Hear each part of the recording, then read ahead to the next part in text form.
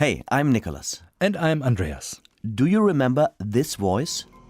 Quite a lot of the investors has invested everything they had. Everything. That is Lars Olofsson, a Swedish lawyer we talked to for Cannabis Cowboys. He said he wanted to help victims of the JuicyFields scam get their money back by starting a class action lawsuit. In this update, we have some exciting news about the man and his plans. The last time we did an update on Cannabis Cowboys was in April 2024. Back then, hundreds of police officers had raided offices and homes in several countries and arrested many people involved with JuicyFields. Of course, we'd love to tell you how the investigation is going and when the prosecutors will file charges. But it looks like we'll need to be patient. Prosecutors in Berlin and Madrid are keeping a low profile and are apparently very busy evaluating the material that was confiscated during the raids in April. And yet there is news. A group of European investigative journalists from various countries have taken a closer look at the JuicyFields cosmos and published their findings in the past few days. In Denmark, the public broadcaster DR was involved. In Sweden, the newspaper Svenska Dagbladet. In Austria, the newspaper Der Standard. And in Germany, the magazine Der Spiegel, the online publication korrektiv.org, and the TV broadcaster ZDF were involved. And as the hosts of the Cannabis Cowboys podcasts, we were of course super excited to see what else would come to light as a result of this investigative collaboration. We were also a bit nervous, to be honest. After all, more than a year has gone by since the last episode of Cannabis Cowboys. Would our story still hold up after all that time? Long story short, yes. Our Cannabis Cowboy story is still valid and has even been confirmed by the new research, which of course makes us very happy. But we are just as pleased that our colleagues have found out new things that make the JuicyFields saga even more exciting than it already was. There is the question of the JuicyFields boss, for example. Who came up with the whole thing? Who was pulling the strings in the background? Here's a quick look back at what a whistleblower told us in the last episode of Cannabis Cowboys. According to him, JuicyFields was founded and run by a man from St. Petersburg, Russia. Cover name Paul Berkholz.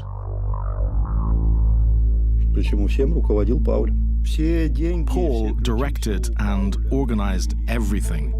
He has control over all the funds, all the keys, all accesses, and nobody can contradict him. According to the whistleblower, Paul fled to a Caribbean island after JuicyFields collapsed. And indeed, in April, law enforcement officers in the Dominican Republic in the Caribbean were able to arrest a man they believed to be the mastermind behind JuicyFields. He's a Russian national named Sergei B. and is set to be tried later in Spain. Kevin Shakir from Denmark Radio has devoted a lot of research time and put together a 5-part podcast about this man. It's called The Phantom from Russia. He reports that the network surrounding Sergei B. had already set up 2 other major scams before JuicyFields. One involved waste recycling, the other a cryptocurrency.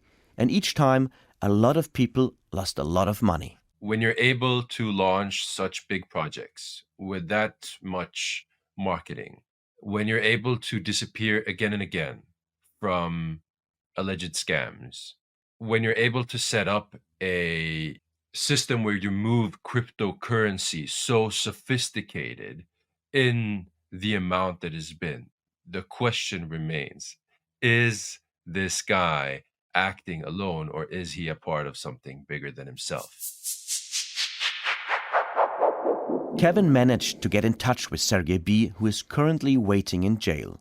In emails that were sent through his lawyer, B jokes a lot, and at one point he even asks for some joints to be sent to prison.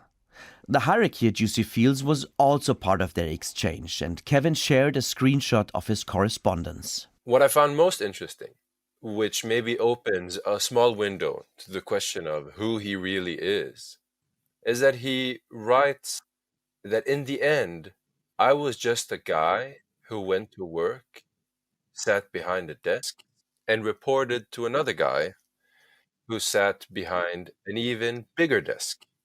That guy had his own office. I didn't even have my own office. Whether this is the truth or not will be up to the courts to determine. In Cannabis Cowboys, we also raised the question of whether the people who ran JuicyFields were protected by higher-ups, possibly in the government. But we did not find conclusive answers. Gabriela Keller from the investigative online publication corrective.org was intrigued by the same question. After all, experts on Russia are convinced that scams on the scale of JuicyFields require political protection.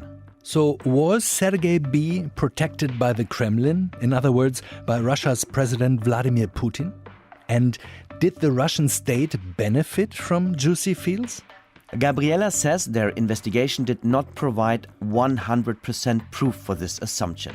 And yet there are a number of findings that at the very least suggest a connection. As an example, she tells us the story of a man named Vitaly M. He seems to have been part of the inner circle at JuicyFields. His codename there was Vasily Kandinsky. Police tried to arrest him during the raids in April, but did not find him at his registered address. He was registered at the Russian House in Berlin. It is something like the official cultural embassy of the Russian state, similar to the British Council, the Institut Français, or the German Goethe-Institut. The fact that he was registered at the Russian house could indicate that he had helpers there, because you either need a rental contract or a confirmation from the landlord when you register your address at the registration office. Confronted with these findings, the Russian house said they had nothing to do with Vitaly M. or JuicyFields. The Russian house denied the charges. They said he must have forged the papers or given false information. And they said they'd carry out more checks in the future to avoid being drawn into such an embarrassing fraud. In April, police were unable to arrest M. He is now back in Russia, out of reach for the German police. And there too are signs that he has close ties to politics, says Gabriela. Shortly after Russia's attack on Ukraine, he started a company that manufactures drones. The website currently displays the coat of arms of the Russian Ministry of Defense, along with the slogan, "Victory will be ours." In her report, Gabriela lists further evidence. But as interesting and plausible as these clues are, they are not 100% proof that JuicyFields was indeed connected to the Russian government. Quite a lot of the investors has invested everything they had. Everything. And now, finally, to Lars Olofsson, the Swedish lawyer who claims he could help victims of JuicyFields get their money back. Two investigative reporters at Swedish newspaper Svenska Dagbladet, Frida Svensson and Erik Wisterberg, put the man under the microscope. The result is a 4-part podcast in Swedish called The Savior. You'll find a link in our show notes. Olofsson's strategy is this.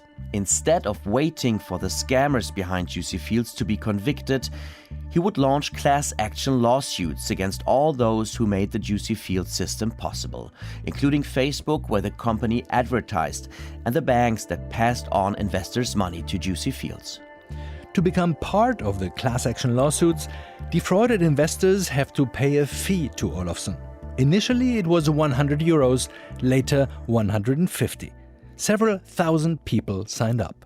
In order to describe what they found out about Lars Olofsson, Frida and Erik use a term that we used a lot in Cannabis Cowboys, Potemkin villages. Here is a quick reminder from episode 8 of our podcast. Potemkin villages. The term goes back almost 250 years. In 1787, Catherine the Great, the Empress of Russia, embarked on a long journey to inspect the Crimea, an area Russia had recently taken in a war. The governor in the area was a man named Grigory Potemkin. Potemkin was a nobleman and a military leader. He was also Catherine the Great's lover. Potemkin wanted to impress the Empress when she toured Crimea. He wanted to make it look like he was in charge of a prosperous and pretty place when, in reality, Crimea was poor and run down. Potemkin resorted to trickery. He created villages full of fake houses with fake facades. So when Catherine the Great drove by in a royal coach, she would believe things were better than they really were. Historians are still debating how deep Potemkin's trickery ran. But whatever the historical facts, the name stuck. And 250 years later, the expression Potemkin villages is still used to describe any attempt at making people believe in something fake. Here's Frida on why they also use the term Potemkin villages. As we have heard in your podcast, JuicyFields fooled people all over Europe, and they put up a very shiny surface. And a Potemkin village. And you could argue that there is one more Potemkin village in this story, and that is the Swedish lawyer Lars Olofsson. Frida's colleague Erik describes the shiny surface the Swedish lawyer presented to his clients. Yeah, you know, he markets himself as this some kind of super lawyer. He has 15 years of experience of investigating international fraud and scams. He claims he's a former Navy SEAL and that he worked in the Swedish military intelligence service. But nothing of this is true. The truth about Lars Olofsson looks quite different though, says Erik. His real background involves serving time in prison for economic crimes, and it also involves this year being put on trial again, which his client didn't know about at all. In case you're wondering, Frida and Erik told us they can prove everything they say with documents. They also confronted Lars Olofsson with their findings. He said he would take legal action to stop the publication of their podcast, but eventually did nothing. Just to be sure and fair, we contacted Lars Olofsson ourselves, confronted him with what the Swedish journalists were reporting, and asked him for comment. Olofsson replied, but did not address any of the topics we asked him about. Instead, he went into a diatribe that journalists cannot be trusted. He also claimed that since the launch of the Savior podcast in Sweden, he got more than 1,000 new clients. As Erik mentioned, Lars Olofsson had to stand trial himself in June in a case involving the tax authorities. He was convicted, received a suspended sentence and has to pay a fine. He was not present in person at his own trial, Frida and Erik say. Instead, he let the court know that he had left the country to apply for asylum abroad because he did not expect a fair trial in Sweden. The legal proceedings that Olofsson himself initiated with regards to JuicyFields, on the other hand, came to nothing and were rejected by the courts. In the podcast The Savior, Olofsson is portrayed as a soldier of fortune hoping to profit from the JuicyFields scam. He might have raked in almost €1 million in fees alone for class action lawsuits in this and other scam cases, paid by victims who saw him as their last hope to get their money back. These victims, they were fooled once by JuicyFields, and now it looks like they're being deceived again. That was Erik Wisterberg and his colleague Frida Svensson talking about their investigation into the Swedish lawyer Lars Olofsson. So there is a lot of really interesting stuff out there on the JuicyFields story. You'll find some links in the show notes. We are happy that this case continues to get so much attention. Kudos to all the journalists who investigated and collectively helped to get closer to the truth in this strange story about, as we say, big dreams, juicy money and never-ending hype. That's it for now. We'll keep you posted about new developments and bring you another update if the prosecutors file charges and open proceedings. And if you have some interesting news to share in the meantime, write us an email at cannabiscowboys@dw.com.